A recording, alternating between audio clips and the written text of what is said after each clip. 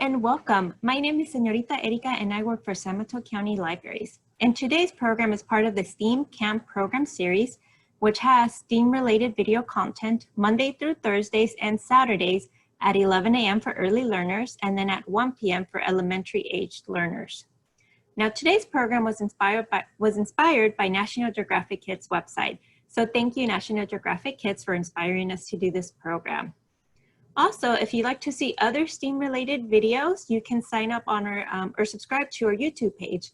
And for more information on that and other programs that we have available, you can go to our website at sncl.org. Okay, now before we start, I'd like to go over one of the science terms that we're going to be learning today. So we're going to learn a little bit about emulsion. Okay, so emulsion is putting two or more liquids together creates an emulsion if the liquids do not mix. For example, if you add oil to water, the oil floats on the surface of the water. And if you shake the two together, then leave them to stand, tiny droplets of oil float upwards. These droplets join together until eventually the oil is floating on water again. Now, I am going to show you an example of this, which is a program that we did before, which is called Ocean in a Bottle, in case you're interested and want to see it later. So here, if you see the dark colored liquid here is water with blue food coloring. And on top of it is baby oil. As you can see, they're not mixing together. The baby oil is just floating above the water. But if we shake it,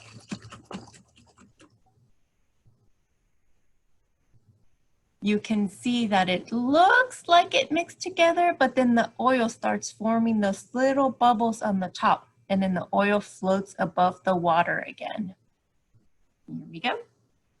And then the rubber ducky is in there, in case you're wondering why the rubber ducky is in there, because it was part of our program that we did already, which is called Ocean in a Bottle, in case you want to look for it afterwards.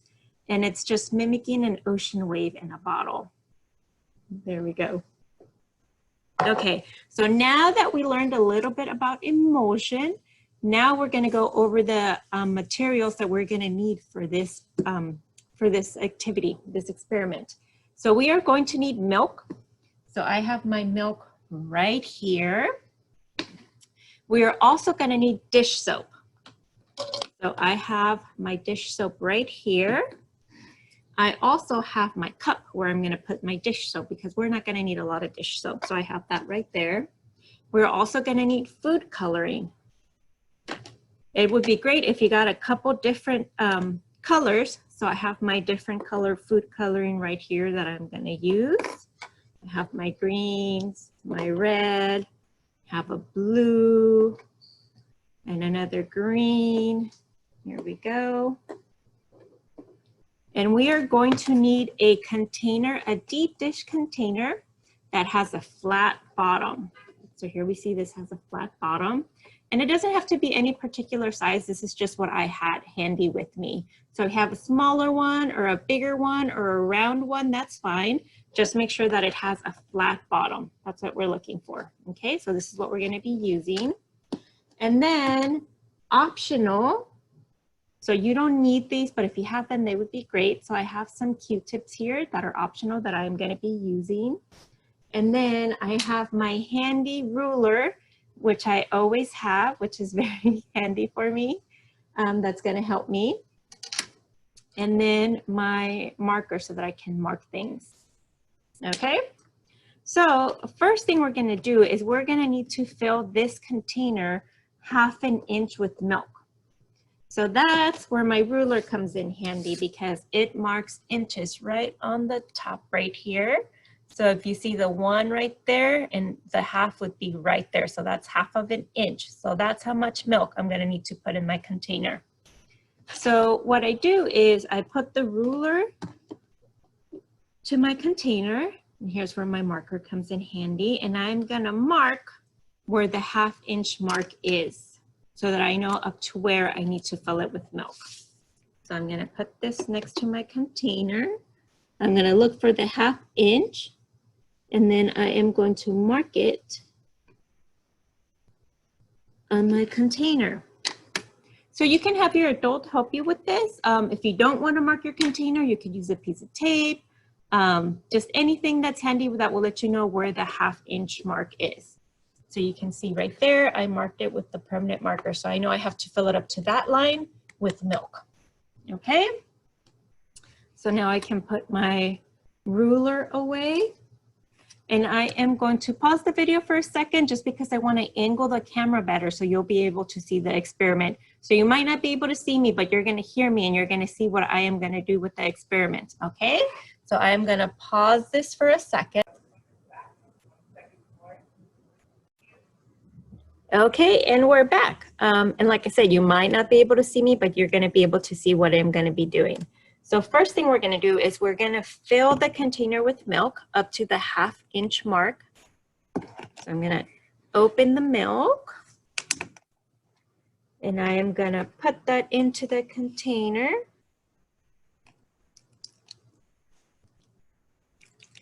There we go, until I fill it up to the 1/2 inch mark, which is right about there.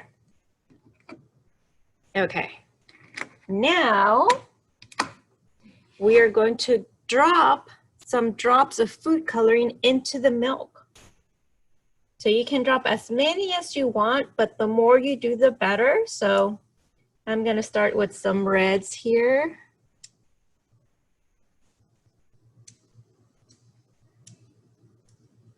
And now I'm going to add some greens.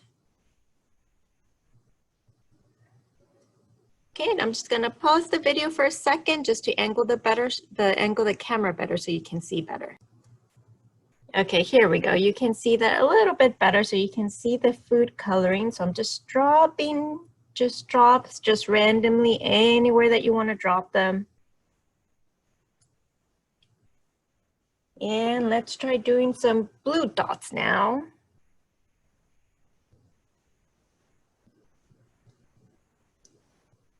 Again, I'm not putting them in any order, just sort of anywhere that looks like there's space that doesn't have a color dot, I'm dropping in a few dots. And now let's try putting some red dots again.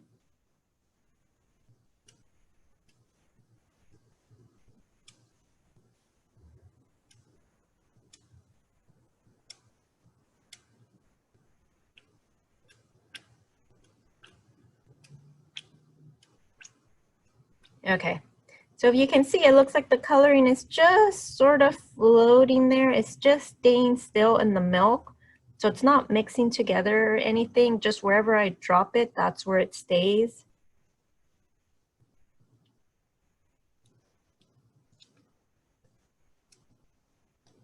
Okay. So as you can see, we have a bunch of little colored dots in our milk, which are just sort of laying there on the top, which is perfect. That's exactly what we want. So this next step, what we're going to do is we're going to add a little bit of dish detergent. So I'm going to go ahead and get my dish detergent, and I'm just going to add just the tiniest little bit here in the milk. I don't need a lot. That's just a little bit. That's all I need. Now, if you don't have a Q-tip, what you can do is just get the milk and just drop a few drops just right in the middle of the milk.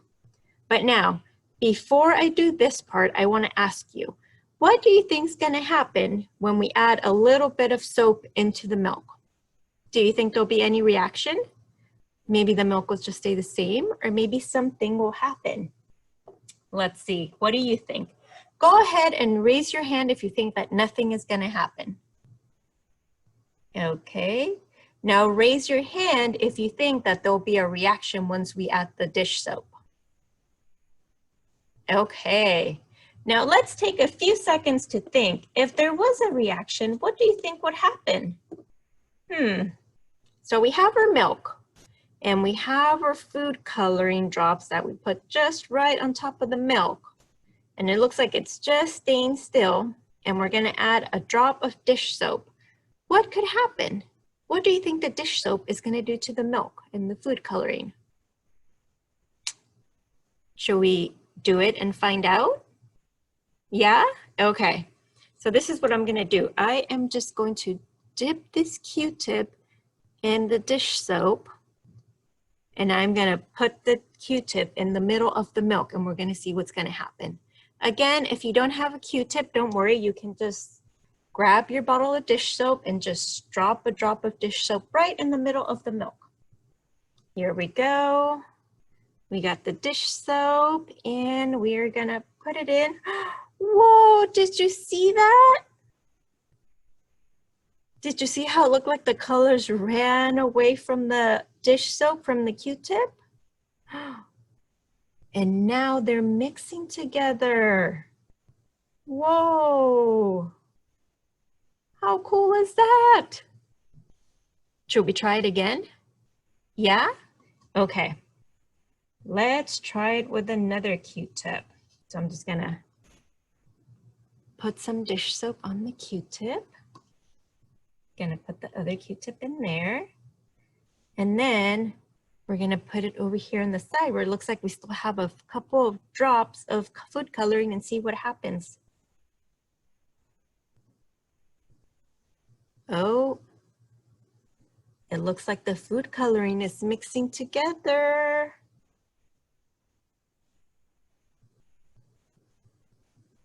Look at that, it looks like it's marbling. How pretty is that? The colors are all mixing in together.